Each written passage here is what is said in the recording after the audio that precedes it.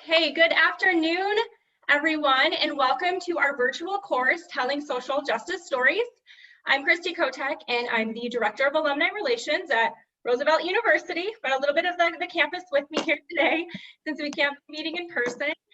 But thank you all so much for joining. A few quick reminders. One, I ask that everyone just please keep your mic muted throughout the course. This will just make sure that everyone can hear Professor John Fountain clearly, and it eliminates all of that background noise.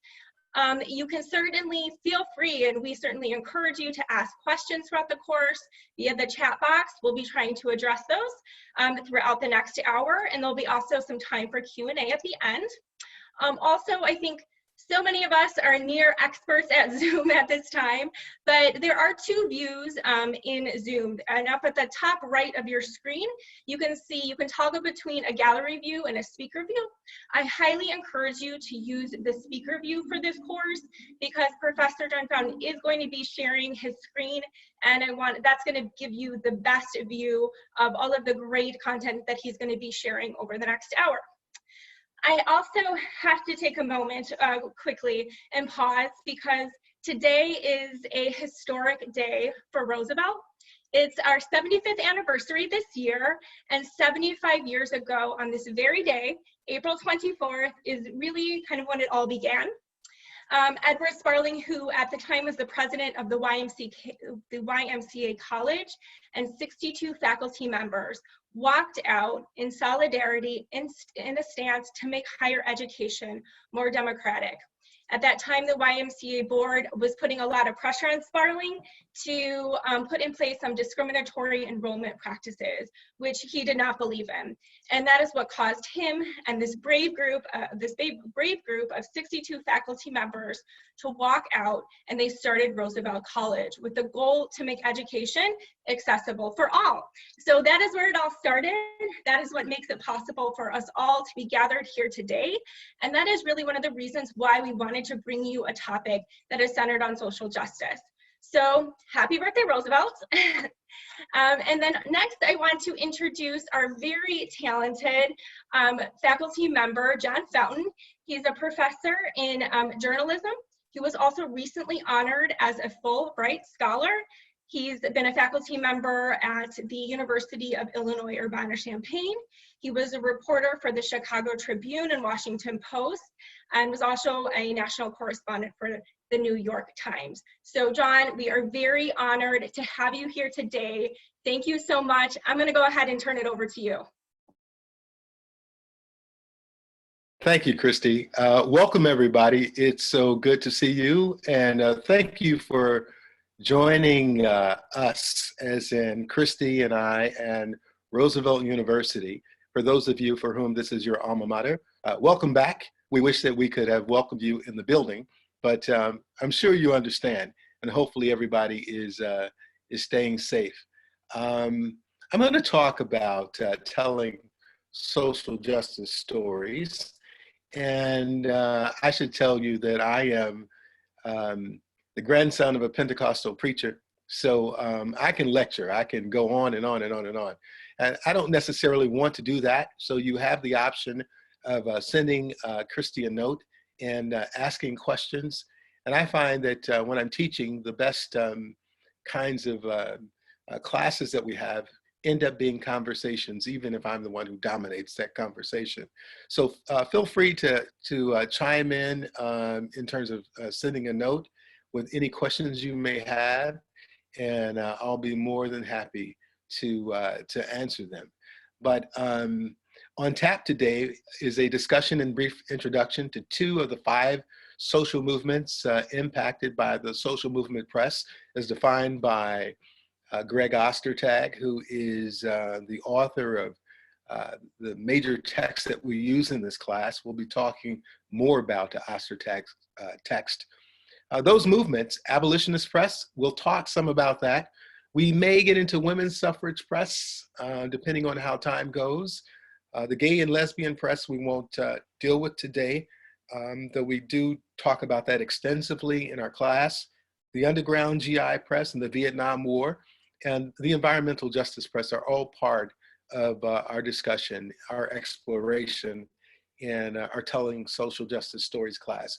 Of course, this would not be a journalism class if we didn't do an intro to fundamentals of journalism. And I know there's so much talk today about so-called fake news. I don't know any fake journalist. I'm certainly not one of those. And I've never met a fake journalist in my life. We'll talk a little bit about that, about the absence of fake news and the need for a press, particularly in this day and in these times. And then I will offer my final thoughts. So again, rather than this being a monologue, I'm certainly happy to go on and on and on. And with the technology today, to some degree, you kind of have to do that. If we were in class, I would probably start off by asking you a question like, are there stories that you don't see covered by the mainstream press? I'm assuming that many of you would say, yes, there are. And I would ask you, what kinds of stories aren't you seeing covered by the mainstream press? The truth is, when I was at the New York Times, I think the New York Times still has this saying that it's all the news that's fit to print. In other words, the New York Times has all the news that they believe is fit to print. At least that's their saying. Having been a national correspondent there, having worked at other newspapers, I am convinced, I know that there are many, many stories that do not make it into the daily platter of mainstream American journalism. And there are reasons for that, but I think that it makes a compelling case for the need for an independent press, that operates outside of the mainstream news media. We'll talk some more about that and about the importance of telling your own stories. So as I get started, I'm going to do a brief intro that provides an overview of the class, and that tells you a little bit about my passion and what we try to teach and convey and expect our students to gain from this course. So I begin with invisibility. It has always been among my greatest fears, having grown up on the west side of Chicago in a place called K-Town on 16th and Kaminsky. Invisibility, this intangible yet undeniable wall that at times has existed between the world and me, that disconnects certain people from the rest of humanity, that permits some of us to be deemed as being expendable. The state of invisibility and voicelessness formed the curse of the underclass. It lies at the root of the ability of the status quo to write some people off in society, to carry on in their own world with a kind of numbing indifference. This could be said of the people who form the heart of the people's press, explored in this course through an examination of 5 social justice movements in America.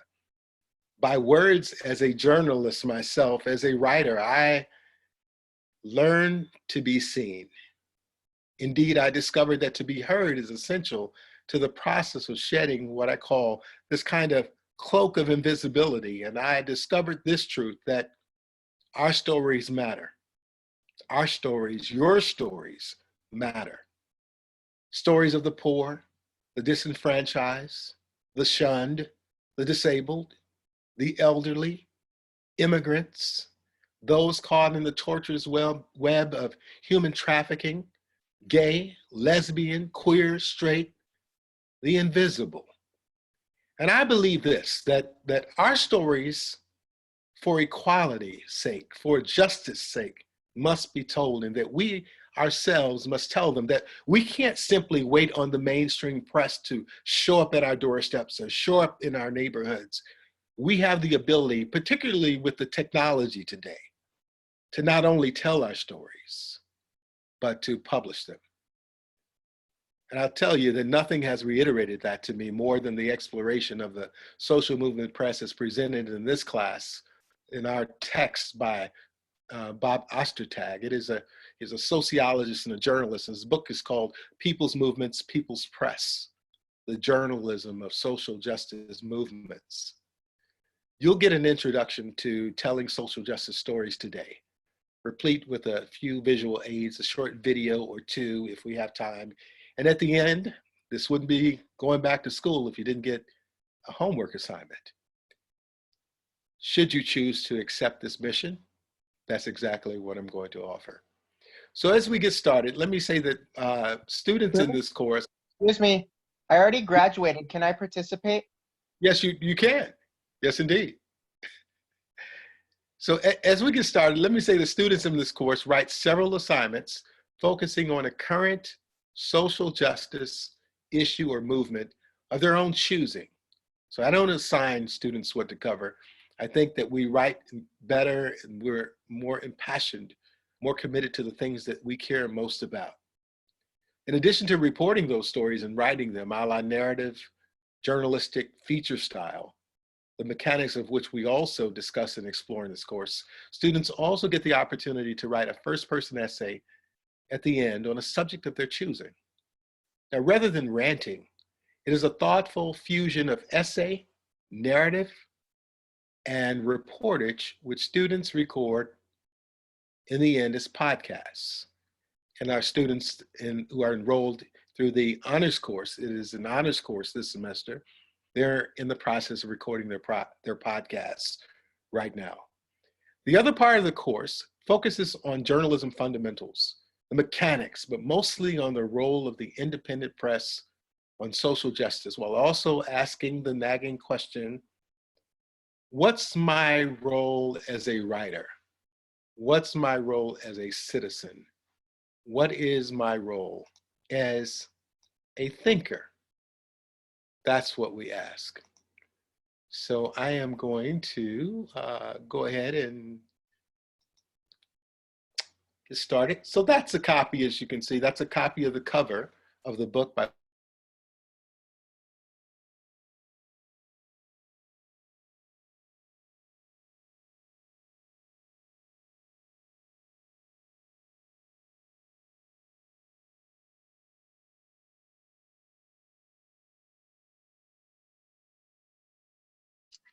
John, we've lost your sound here for just a moment.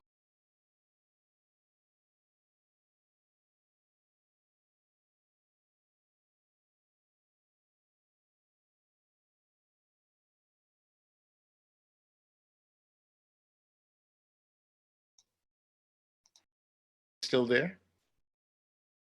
All right, you're back, John. Okay. Technology. Exactly. I laugh and I say, you know, there's so many folks who aren't having church now, and services are online. And I said, I wonder what folks are going to do when the internet crashes. Well, we'll just sign back on and continue as usual and go on.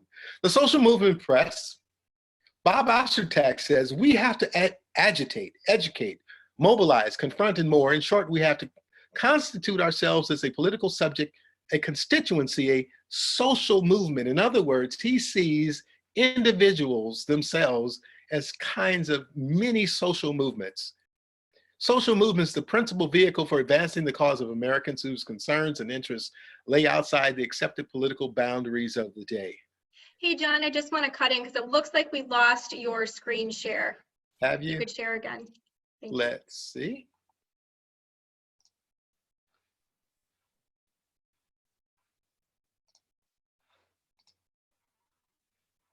Perfect. Thank you. All right.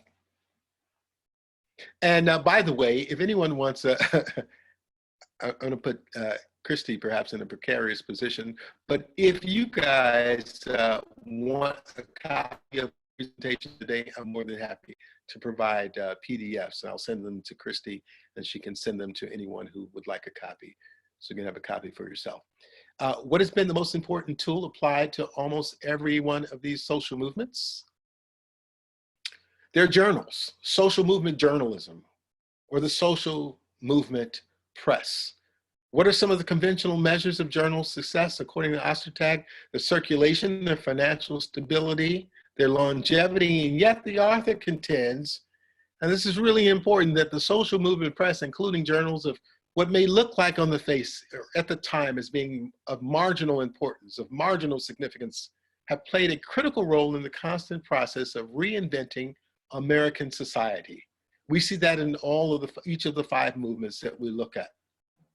he talks about and raises this very important question that a lot of journalists today talk about, objectivity. And I ask my students, what does objectivity mean? And then I ask them, I say, and I'll ask you, even though you can't necessarily answer right now, but think about this. What is objectivity? What does that mean? And can we be objective? And I, 30 years in as a journalist, I can tell you that I have never written an objective story in my life. And what I tell my students is that there is an objective truth out there somewhere. But the truth is, I see the world through brown eyes. I see the world in part from my perspective of having grown up poor on the west side of Chicago. I can't dismiss who I am from what I do as a journalist. And I say to students, if I send you out right now on Michigan Avenue or on Wabash, and I ask you to do a kind of man or woman on the street interview, there are some of you who would not talk to anyone who's homeless. Most of you, in fact, and I don't judge you for that, but most of you, in fact, most of us talk to people who look like us, people with whom we're comfortable. So we kind of, those of us who are mature and truly understand what our role is as journalists, what we seek to do is to be fair and balanced. We understand where the notion of objectivity fits. But Ostertag contends that that term, objectivity and unbiased, became media buzzwords only as a direct offshoot of the concentration of media ownership. And he talks about Ben Bakdickian's The Media Monopoly, a book I read many, many years ago in college, that in 1983, 50 corporations dominated US mass media, with the biggest media merger being $340 million. He goes down to, by 2000, the 10 of the media giants had shrunk to 5 amid a $350 billion merger between AOL and Time Warner. What's the effect? And this is what's really important. The more subtle but much more powerful form of censorship that frames news, entertainment, and advertising. So as it limits the options for social change to those that are consistent with corporate interests. Well, all that means is, if there is one company that owns ESPN and owns Disney and owns other stations and other companies, chances are that company or even that news organization that is affiliated with or owned by that company is going to be less likely to be critical of itself, less likely to engage in kind of social justice, social movement press. And so the author makes the case that we need these, what I call dissonant chords, that speak truth to power, that challenge the status quo. The author surmises that the message of advertising is a fundamental idea, that the route to happiness and a better life is through buying stuff, not through any kind of community collective action. I'm sure many of you have, can certainly understand that premise, and we see that at play in our society, in life. And so the author argues, making the case for the social, independent social press, movement press, social justice press, that the independent media, that which is born out of the social movement, forms a kind of counterculture in the most literal sense, a culture based in community and individual creativity that run counter to the dominant corporate culture and mass consumption. That counterculture, the author contends, will be critical, is crucial to whatever the future holds for social justice. At Roosevelt, we often talk about Roosevelt University embracing the social justice mantra. And for our journalism students, what that means is being engaged in our convergence journalism project, looking at, for instance, visiting Flint, Michigan and examining the water crisis, or examining the issue of murder in Chicago. Or this semester, a group of students are looking at the case of 51 murdered women in Chicago, mostly African-American, who are believed to be victims of one or more serial killers. And so rather than doing a story simply about the murder, and we're doing that in part about the slayings themselves and this idea of a serial killer being in Chicago, but our idea our social justice component of that is to humanize the stories of these women who are often vilified because of some mistake or the way that some say they may have lived. And so we take this advocacy approach, this social justice approach, that all lives matter. And we are seeking to bring some justice and some humanity by doing that story. So we'll keep you posted on how that goes. Social movement journalism seeks to promote ideas, not profits, to challenge corporate control of media, not just to justify it, to address readers as members of communities, to cover social movements as participants, not observers, to make change, not business. What does the author contend? He contends, Ostertag, that none of the indicators or predictors of the impact of the social movement press are typically the same indicators for a press today. Like if I talk to my editors at any of my papers about circulation, financial stability, and longevity, those are real indicators of the viability and the impact of a current newspaper. The author argues that doesn't work with social media press, that oftentimes for a social movement press, what happens is they don't last very long, or they don't have necessarily a huge circulation, but the impact is immeasurable. I'm going to get to talk a little bit about the abolitionists, and this is really a critical part of this text and foundational. And I'm not sure I completely understood that until I began to read this author's book. I love history, you know, I love journalism, I love writing, but as the author laid the foundation in terms of how the abolitionist movement was started and how it gained steam. And he pointed to the folks who were incredible thinkers, who were incredibly brave at the time to put their thoughts about this idea at a time when slavery was the law of the land, and when you could be killed for saying something different, who not only spoke up, but also put their words and their thoughts into writing. Among them, the two fathers of the social movement press for abolitionists were the two guys on the screen, William Lloyd Garrison, and of course, someone who's called the Lion of Anacostia, Frederick Douglass, who was an abolitionist, a runaway slave and founder of the North Star.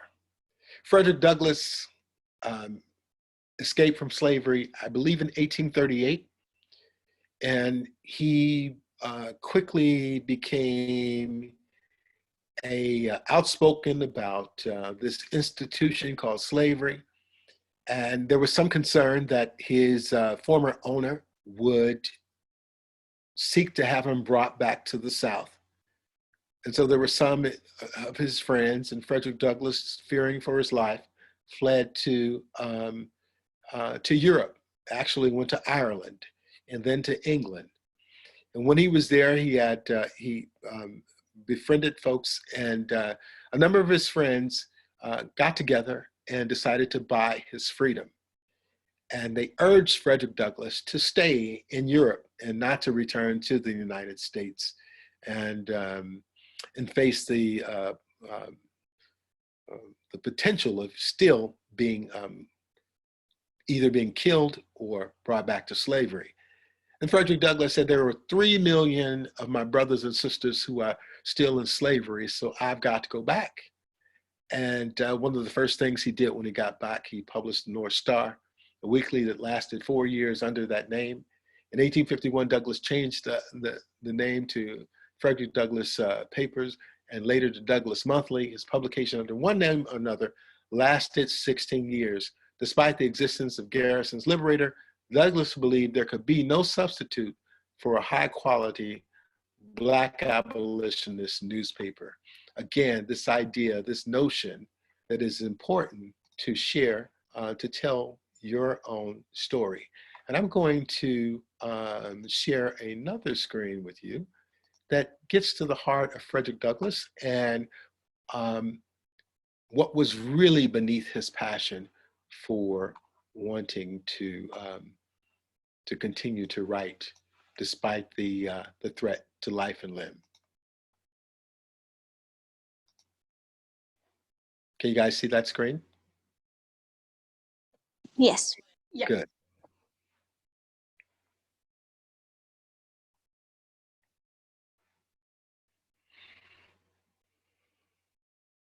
Let's hope it plays.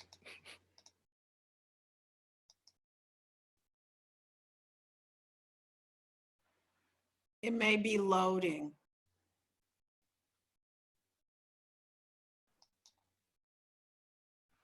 Let's try it again.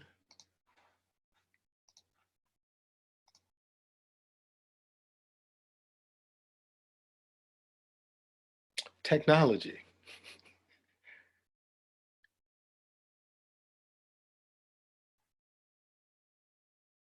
We'll come back to it. We will come back.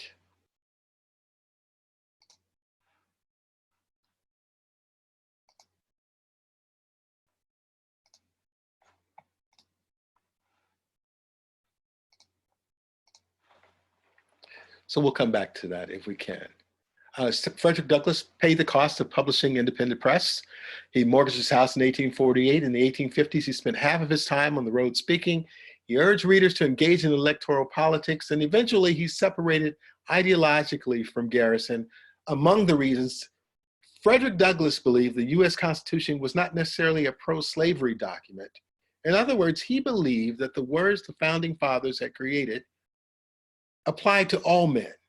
So he believed that the Constitution could be wielded on behalf of slaves who wanted emancipation. Frederick Douglass, the two most influential abolitionist newspapers were The Liberator by Garrison, who was obviously published by a white man with Black leadership, and The North Star, published by Douglass, a Black man with white leadership.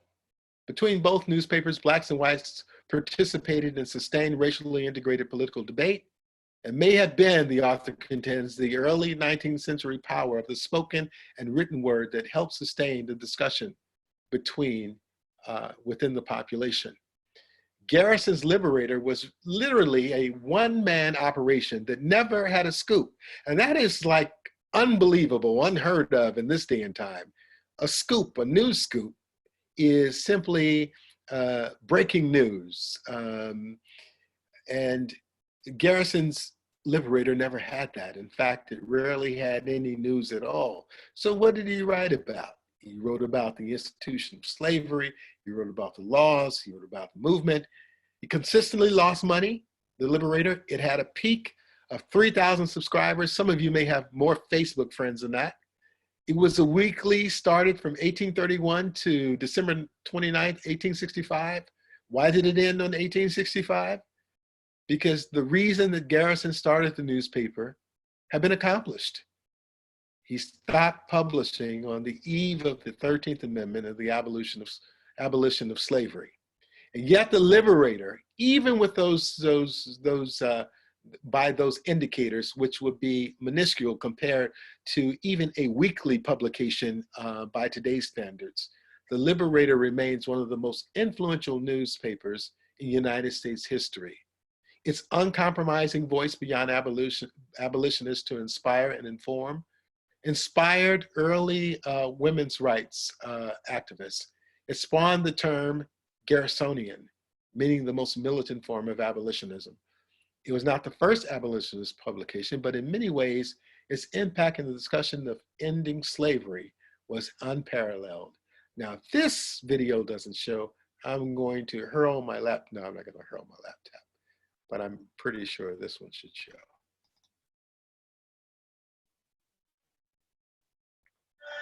William Lloyd Garrison, felt that he was destined to do great things, but he had no idea how to get there.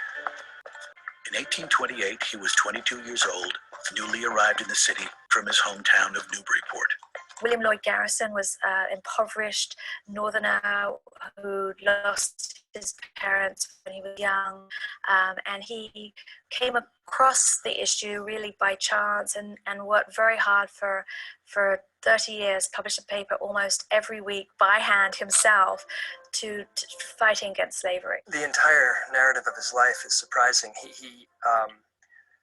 He was on the outside always. He came from very little. Eventually apprenticed to a printing press and really had a talent for typesetting. William Lloyd Garrison's argument was always that you had to change hearts and minds, that if you just change the laws, that it's not actually going to change anything fundamentally. And as it turned out, the end of the abolitionist era was they did away with slavery. They changed the laws, but they hadn't changed hearts and minds, really.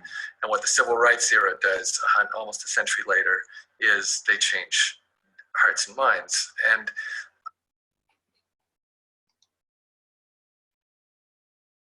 I think it will always be a relevant story because what the abolitionists did only 50 years after the birth of the Republic was they held out a vision of a more perfect society. Dear Mr. Douglas, join me. I urge you. You have a gift. Sir, you really do. You flatter me. No. No, I don't. Garrison was a mentor for Frederick Douglass and loved him dearly, I think, like a son. And then Frederick Douglass went his own way and came to disagree with some of Garrison's ideas and philosophies, and it was incredibly painful for Garrison. And they had a very public rift and a big argument publicly that was very painful for both of them. And it's this kind of intersection of the political and the personal that I think makes this story so compelling. The great kind of genius, the simple genius of what Garrison did was that he put himself in someone else's shoes. He saw very early on that there was no difference between any man and himself, that there, a man was a man. And he took the issue of abolition entirely personally, because he just said, for a second, imagine yourself in the shoes of someone who's enslaved. And it all just kind of was completely simple to him from there. So again, it talks about, that piece really explores the passion of Garrison, his motivations for starting his publication. There were lots of other abolitionist publications, and I won't get into all of them. But I think it's important to note that the Anglo-African newspaper in 1859, born out of the insistence of Black abolitionists that they have their own newspapers. They said, we need a press of our own, and says no outside voice, however gifted in eloquence, can tell our story. No outside eye, however penetrating, can see our wants, our way of life. And so it remains critical for insiders to tell their story. When I was growing up on the west side of Chicago, the Chicago Tribune, once upon a time, did a series of stories called The American Millstone. And The American Millstone explored my community, which is more commonly known as Lawndale. And they called it the millstone because they said that we were the millstone draped around America's neck. That essentially that we would never amount to anything, we didn't have middle class values, and they essentially made the case for social triage, said that we were part of the permanent underclass. I'm not saying that those stories that they found of the people who lived there didn't exist, but that was not the totality of the people who lived there. In fact, I was living there at the time, and no reporter talked to me or my larger family or many of the friends that I knew. And What I say about that is that it is essential, again, making the case that the insider looking in rather than the outsider coming and looking in is a valid perspective, and I think one that the mainstream media too often continues to miss, and which makes the case, again, for us to tell our own stories, even for not just the fact of leaving a record that we existed, but this idea of fostering social movements, of creating social justice. The two most influential abolitionist newspapers, The Liberator by Garrison, both newspapers were incredibly influential. I'm going to end the abolitionist discussion, talk just a little bit about women's suffrage. Does anyone have a question that they've sent to Christy? Christy, you have any questions?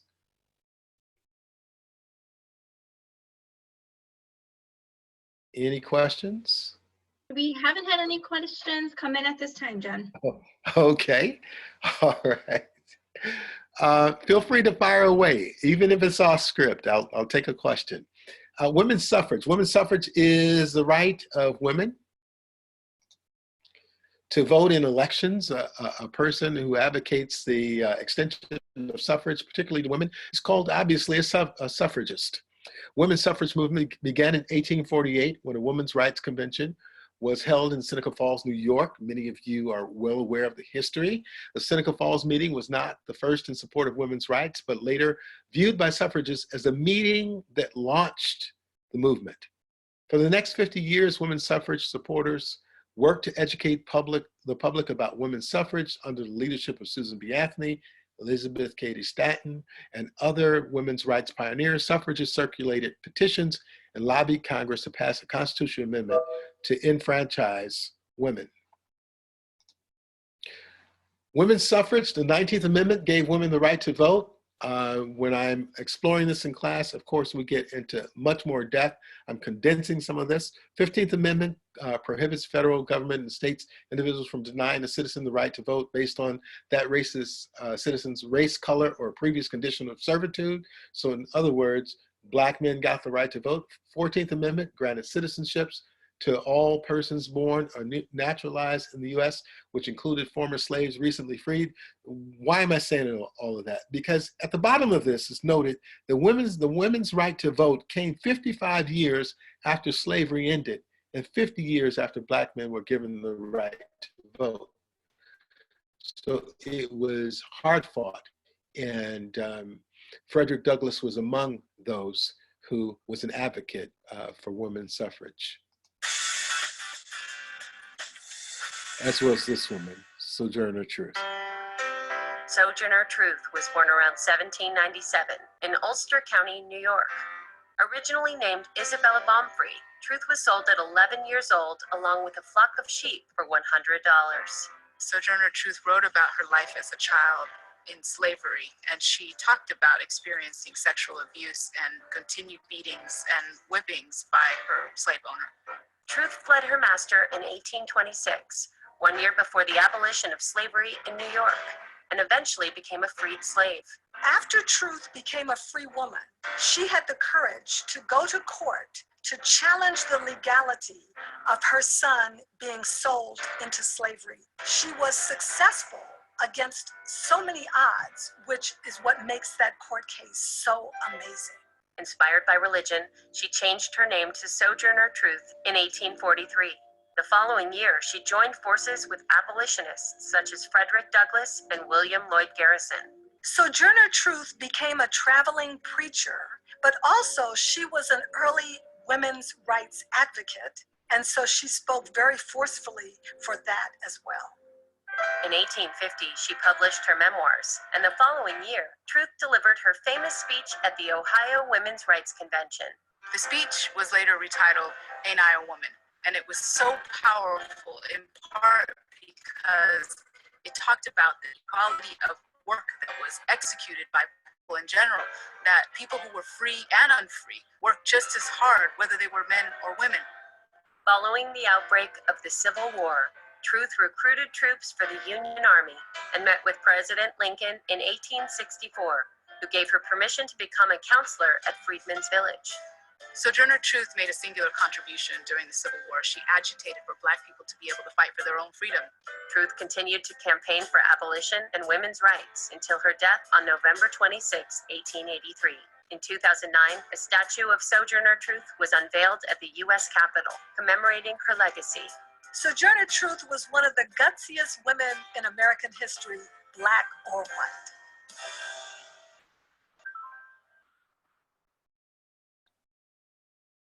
And I'm going to show just one more video.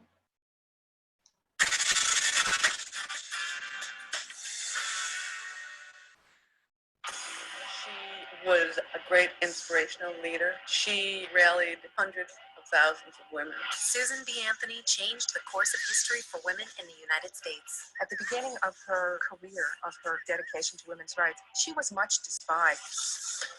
Her arrest for voting in the 1872 presidential election and eventual trial paved the way for women's political rights. One of the things she brought to the women's movement was a tremendous faith.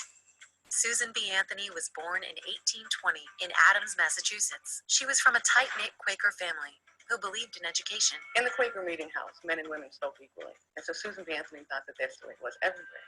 The reality was most women were uneducated, could not own property, had few legal rights, and were subservient to men. And Susan B. Anthony wanted equal rights under the law for both sexes. Anthony met Elizabeth Cady Stanton, the architect of the first Women's Rights Convention in Seneca Falls, New York, and the duo teamed up. They were responsible for every right we have as women today. Stanton had that intellectual vision. She had the way with words. And Anthony had from the beginning the vision of what it meant to build a movement.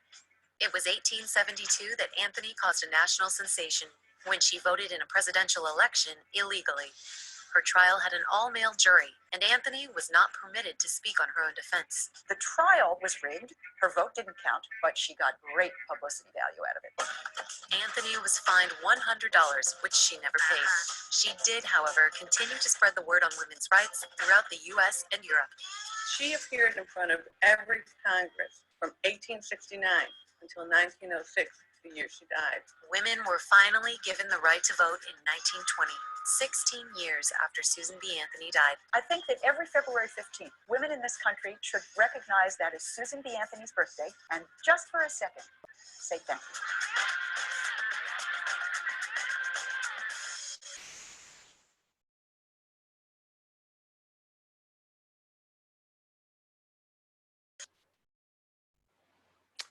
I'm going to end that part of our discussion in terms of the social justice movements. I'll offer some concluding thoughts. John, we at did this have, point in... John, we did have one have a question coming. Yes, we do. From Barry. He asked, can you comment on differentiating between a good journalist and a good writer? Oh, wow. Wow. That's tough. I think that one of the things that we talk about in journalism school is 9 fundamental principles of journalism. And among them are the top 3, that a journalist's first obligation is to the truth. Number 2, that a journalist's first loyalty is to the citizens or to the readers. And number 3, that journalism is a discipline of the verification of fact. So we seek to, as a journalist, to occupy that space, to fulfill that role, those fundamental principles. I used to say that I will be a writer till the day I die. Truth is, I will be a journalist because I will continue to practice those fundamental principles of journalism. Every writer is not necessarily a journalist, because as a writer, I could engage in fiction, I could be a fiction writer, and not that that isn't important writing and an important genre, that can capture life and convey stories and emotion and tragedy and loss and even justice, social justice issues. But journalists wear a different hat. So it is, I think, the same kind of dedication to craft is required. So I think we are related in that sense. And sometimes I don't know, when I'm wearing the hat of a writer, sometimes depending on what I'm writing, I don't know that I'm necessarily wearing my journalistic hat as well. So there is a difference, but I think that what's required is commitment to craft, understanding what the point of your journey in terms of what you're doing as a writer or as a journalist, and being completely committed to it. So that's my best answer. Anyone else? Any other questions?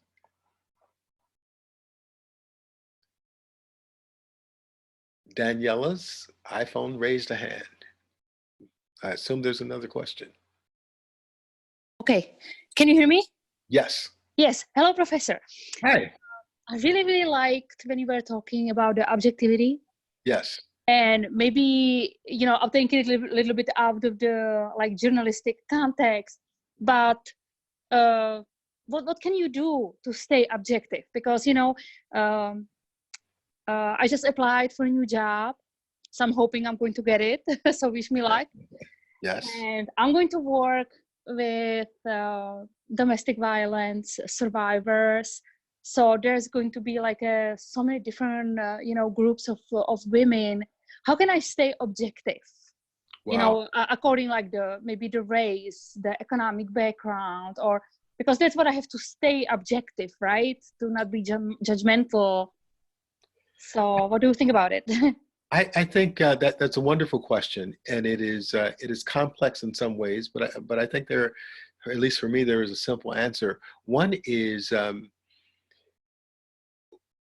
one of the things that keeps me grounded and keeps me from being judgmental is that I say to myself, "There before the grace of God go I," and to understand that we're all human and that we all make mistakes, and so I don't have the ability nor the right to judge someone for the decisions that they have made that I think I might not have made because I wasn't in those circumstances. So maybe I would have made those decisions. So I try to remember that I'm not judge, jury, and executioner. The other thing is, one of the things I say to students is journalism, and I don't think many of our jobs require that we leave our common sense or our perspective on the curbside of American journalism. And so I don't know that I try anymore to be objective. What I try to do is to seek fairness and balance. So if I'm writing a story and someone accuses someone of something, then in fairness, in an effort to be balanced, I need to go to the person who the allegation has been made about and give them an opportunity to respond. Part of being objective is, quote unquote, objective, is realizing that I have biases, that I may feel more comfortable around some people.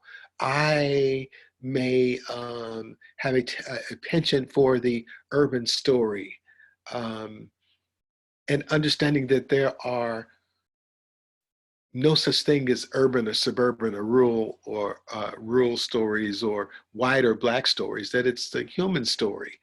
And so it is realizing that we all have biases and not ignoring it. Someone said to me, and they said this a couple of times to me, and I don't think they meant any harm. They said, when I look at you, I don't see color. And I said, you should get your eyes checked then, because I certainly see a black man when I look in the mirror. And there's nothing wrong with that. The issue is when we see color and we make decisions about what that means. So that's the thing that we want to eliminate. There's nothing wrong with seeing the world as it is, but realizing that we have biases and trying to seek to be fair in spite of them. If I recognize what my biases are, chances are I'm going to be fairer to people. I hope that helps. Yes, thank you so much, Professor. Thank you. You're very welcome. Anyone else? Any other hands? We did have one more question come in the chat box. Okay. Barry again. Do you think that there has been a decline in good journalism in recent years? It seems that all too often what gets promoted as journalism is an attempt for a larger media market share and not well written either. That is a wonderful, wonderful question. And I am so glad you asked that question. I will say, and I'll be brief on this, I have a couple of slides, I think, that address this to some degree. But the one that's up now that says, what is journalism? It's not fake news. A current reason, reflection, in print or telecommunications to members of society's events, values, and needs. Do I think that journalism is faulty now, that it isn't as good as it once was? No, I don't believe that. I think that I know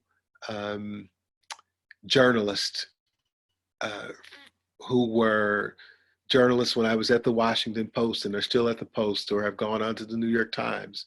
Or I know journalists who work for the New York Times when I was there who are still there.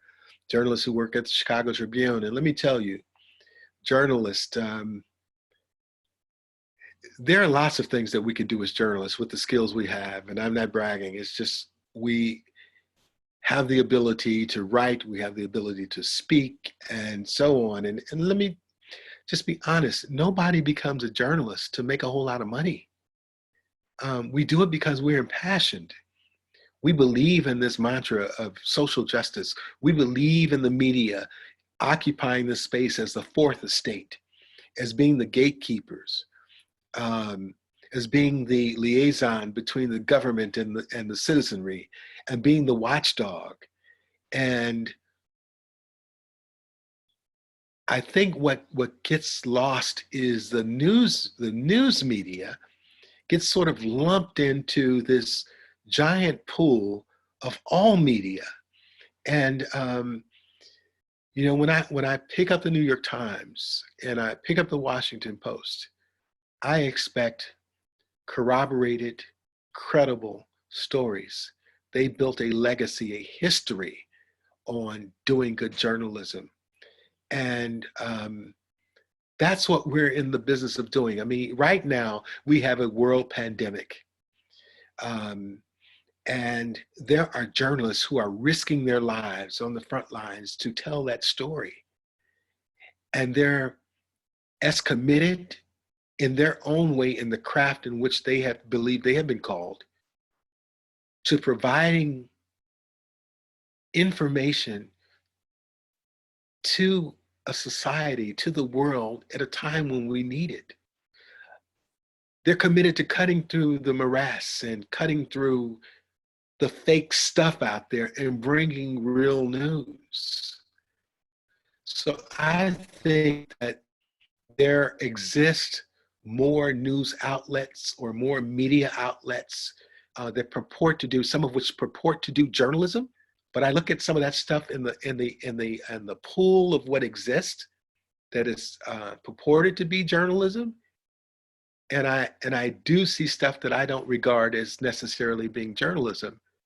But in terms of the mainstream press, and even some of the stories that are written by independent journalists, you know, the folks who filed the FOIA to Freedom of Information request to get the details about Laquan McDonald's fatal shooting 16 times at the hand of a police officer, to get that information out into the public. That is credible journalism. And so we continue to do that. I think the media is under, the news media are under assault. And, you know, I'm not crying about that. It is what it is. But understand this, and I'll shut up, that we have, the only currency we have as journalists is the public's trust. That's all we have. It is our credibility. It is my name as a journalist. If I lose my name as a journalist, I am done completely. And so those of us who are real journalists regard that. And I think there are a lot of them. In fact, I've helped train some of them at Roosevelt University who are out there, and they ain't fake journalists. I've trained some. One of my former students is a national correspondent covering the White House press conferences several times a week. And he's a real journalist. And there are lots of us out there. So I think there's some issues, but at the core, I think the news is still doing its job. I said I would be brief. Sorry. No, this is wonderful. We did have a couple more questions coming in. I know we're running up to the hour, but hopefully we can address these. Okay. First, why are movements for men in the United States so limited? Do you think it's because men don't open up as much as women because they think it's a show of weakness? Wow. That's a great question. I think women, and I don't want to sound like a sexist, but women are so much better at communicating what they feel, what they think. And I think there is this sort of bravado, machismo among men, regardless of race, that is very difficult for us to say, I'm hurting, or to confess that there are issues that we need to rally to overcome. I think women are better at organizing. I really do. And those are my initial primary thoughts on that. Thank you. Okay. Last question, print journalism versus on-camera reporters. Different skills, training are they required in pursuing social justice stories? Different skills, but today as a journalist, you got to be able to do it all. I'm what I would call a print specialist. I love the printed word. I love writing. I will write until the day I die. But I think that you can hone your skills. Journalism is a craft that you can get better at. We talk about in terms of the written word,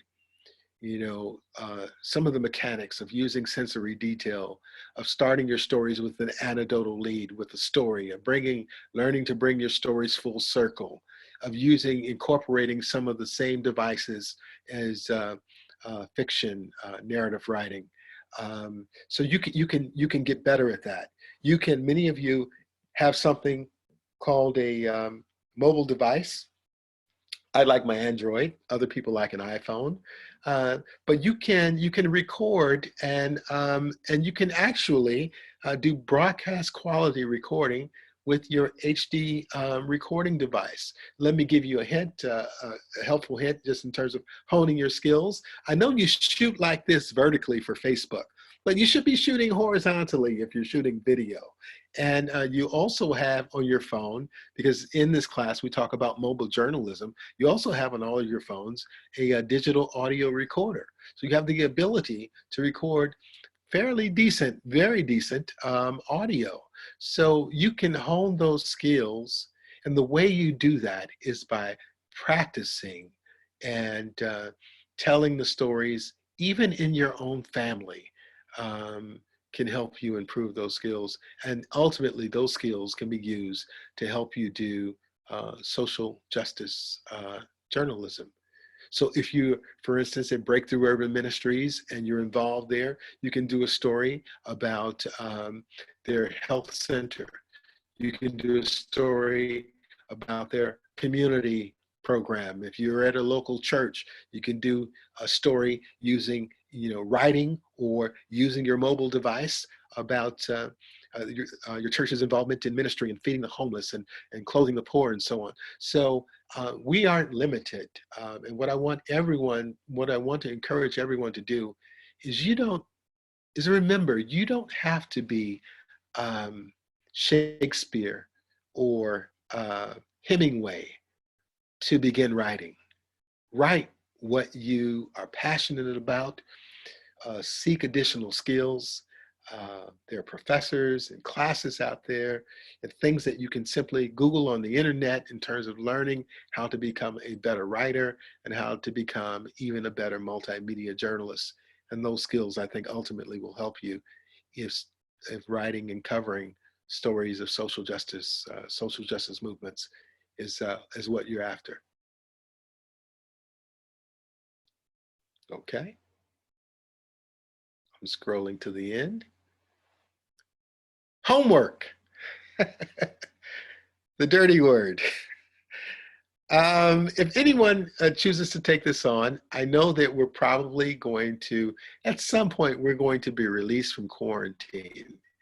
And I look forward to seeing some of you at Roosevelt University for an opportunity simply to come back to class and come back to school. And I promise you the opportunity to write in a group setting, and we do all kinds of in-class writing exercises. Here's one that I would like to engage you in, and here's the deal. If you take this essay on, I promise to read and edit the first 10 essays that I receive. It's toward the end of the semester, and I've got some other projects, but I promise if you're one of the first 10 to get it in, I will send it in. I'll give you my email address. I promise to get back to you. Write a no more than 600-word essay on a current social movement or social justice issue of your choice. Or in light of the current times when we are all facing this global pandemic, when it has paralyzed much of the world, write an essay about some aspect of this experience for you under the heading, Lessons from the Storm. I'm going to be writing one of these myself. My students in the social justice stories, the honors class this semester, have already written theirs, and they're in the process of podcasting them. And some of them are simply amazing, beautiful. Begin with a scene, just a scene.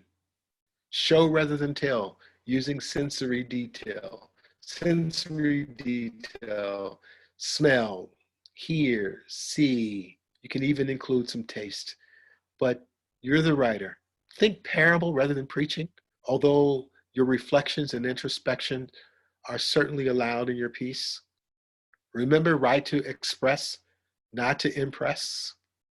Another tip that isn't written here, sometimes I used to experience writer's block, but as a journalist, I realized that if I had writer's block, I was not going to be able to keep my job very long.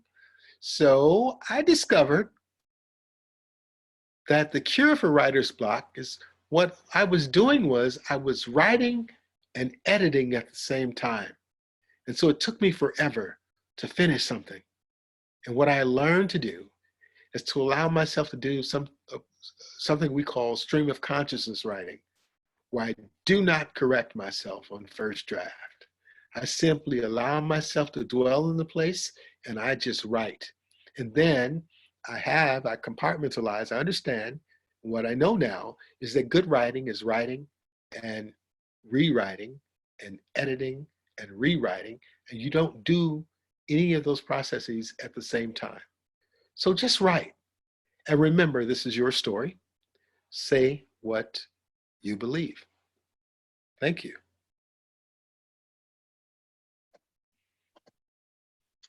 Thank you so much. That was amazing. I wrote down the homework assignment, so I'll have to get to work. So let me give my email address. It is jfountain, JFOUNTAIN, jfountain @roosevelt.edu. And I'll put it in the chat box too, so if anyone Sounds wonderful. And then also I'll be sending up a follow-up email to everyone, and I can include the PDF in that communication as well. So everyone has it, and I can include your email address too, if that works for you. Wonderful. Well, thank you to everyone for joining us. John, thank you. This was a wonderful. We've had so many just expressing gratitude and appreciation for you being with us today and all that they're learning. So to you again, thank you so much. To everyone, thanks for joining. And you can look forward to more of these virtual lifelong learning events in the future that we'll be offering. And everyone, enjoy your weekend. Thank you. Go Lakers. Yes, go Lakers. Thank you. Goodbye. Bye.